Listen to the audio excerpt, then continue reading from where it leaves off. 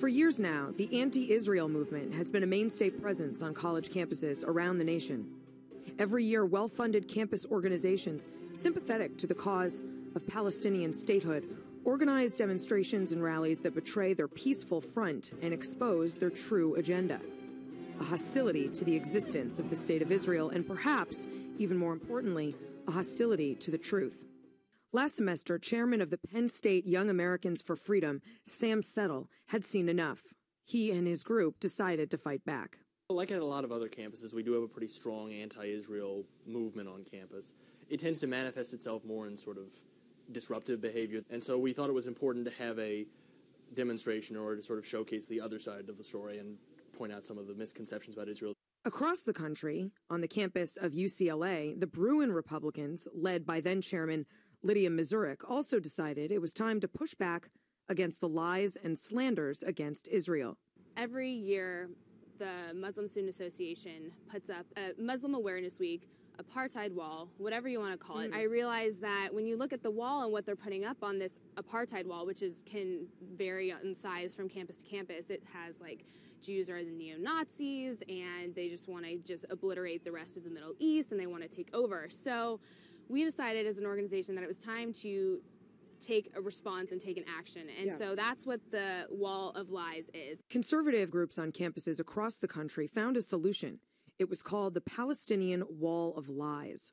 The wall offers responses to the 10 lies most often perpetuated by opponents of Israel. We had been interested in finding a way to combat what we feel are Islamist presences on campus, and a group that we'd worked with in the past was the David Horowitz Freedom Center, and so we knew that they were doing this Wall of Lies campaign, and this seemed like a really good opportunity. We met up with David Horowitz in his Sherman Oaks office to discuss the David Horowitz Freedom Center's commitment to assisting pro-Israel groups on campuses. If you're in a political battle and you have one side and it's lying all the time and you don't say, look, this is just lies, you can't win. I was determined to put up a wall, these Palestine Awareness Weeks and Israel Apartheid Weeks have an Israel Apartheid wall. It is a monstrous lie, apartheid, yet this lie is funded by student activities funds.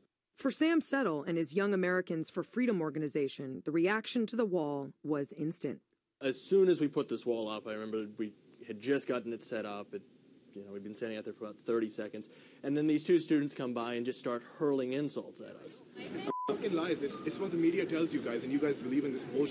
Okay, so which specifically is a lie here? Israel occupies Arab Palestine? Oh, no, it doesn't. It just exists in space, doesn't it?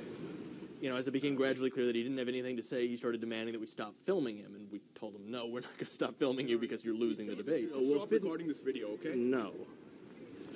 Yeah, there we go. And then when he saw that he couldn't get the camera, he stormed away and tried to kick over our box of pamphlets. That's pretty good. What is this? Well, now, there we go. Across the nation at UCLA, the Bruin Republicans weren't faring much better.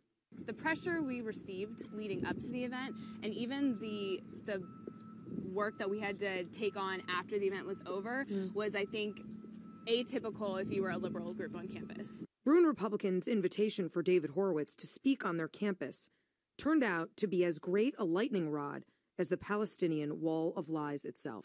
MSA, the Muslim Student Association, sent a letter to our chancellor, the Chancellor Block of UCLA, expressing their concern that we were bringing David Horowitz to campus. They said that they were, quote, deeply affected. Their community was deeply affected by it. In the coming days and weeks, the Bruin Republicans came under assault, having a resolution passed against them by the UCLA Student Council.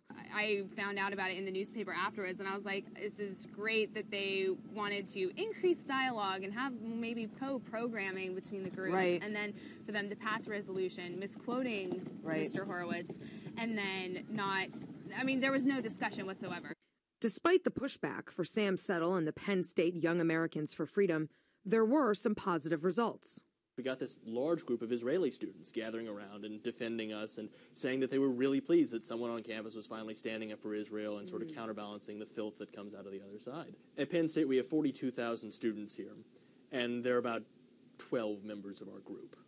So it's really easy to feel like you're a drop in the sea. And nothing you do makes any difference. Right. And so when you have these sorts of public events and activism, it's a way of signaling to other people that, yes, there are other people who agree with you on campus. You're not alone. There is a world beyond this where people agree with you. Right. And I think that's very helpful. For Lydia Mazurek and the Bruin Republicans, a lesson has been learned. Conservatives have to know their facts. They do. And we have to be prepared and To defend. Right. Prepared to defend. So when you come in and you want to present the other side, you not only have to present it, convince people that it's worth listening to, and then convince with unlimited amounts of evidence that it's the facts speak for themselves, and be prepared for all the challenges that will ensue. For David Horowitz and his Freedom Center, a promise to continue to help students willing to fight. The hardest part of a campaign to challenge the left is to find students who are willing to walk into the fire. Yeah. You got to find when some I find the students who students. walk into the fire, I want to erect these wall of lies. I want to take out ads in the very difficult. The campus papers are all controlled by the left, or most of them. They're incredibly bigoted. Their mindset is totalitarian. They want to suppress any difference of opinion or stamp it out. If they let it appear, it has to be ridiculed. Yeah. Those are the battles, and I'm going to do it again this fall. Great. Keep doing it. GBTV. The truth lives here.